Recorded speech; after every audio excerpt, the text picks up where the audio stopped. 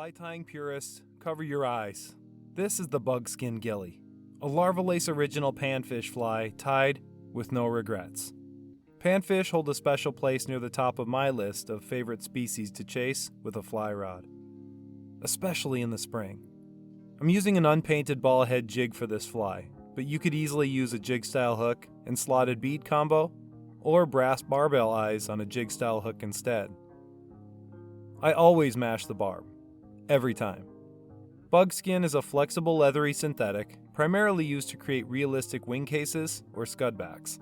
But its durability and movement in the water is what makes it a perfect fit for panfish.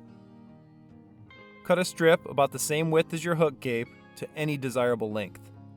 The longer the tail on the Bugskin Gilly, the more movement it will have in the water. I suggest rounding off the tail portion of the material or cutting a design prior to bringing it to the hook.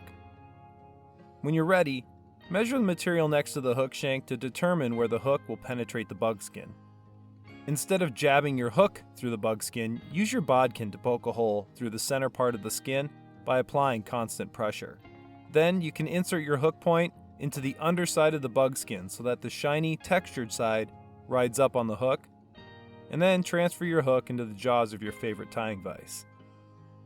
Get some 140 Ultra thread started on the shank and tie in a silver wire for ribbing material. Tie the wire down along the top of the hook and bring everything back to above the old barb. Now for the tricky part. We need to sneak our thread over the top of the bugskin with a loose wrap while we use our opposite hand to properly align the material at the tie-in point. We don't want the bugskin all folded over itself or bunched up at the backside of the fly. We just want it tied in with a smooth transition forward and over the sides. When the bugskin is secured, add a drop of superglue at the tie-in point. Next, we're going to fold the tag end of the bugskin back to make room for our dubbing material. Bring your thread just in front of the bugskin and reach for some Salmo Supreme pheasant crest dubbing.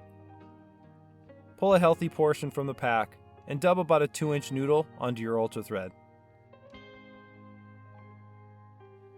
Begin filling the hook shank in front of the bugskin and bring it forward all the way to the ball head jig.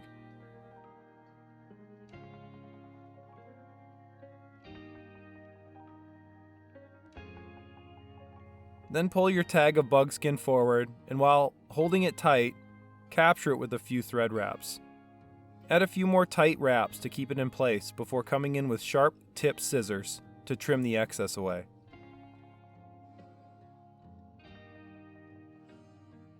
Now we can rib the fly with our silver wire.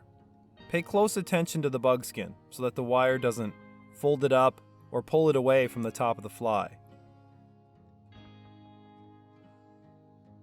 Once you reach the front with your rib, capture the wire with the thread and helicopter or snip the excess. Use a few more thread wraps to clean up the front of the fly before whip finishing and trimming your thread.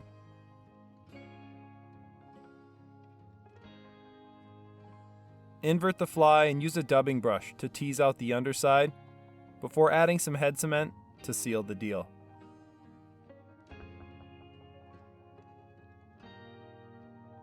Once you tie a few bugskin gillies in the colors you like, take them out to your local bluegill hotspot and let them be the judge. I think you'll be pretty happy with the results.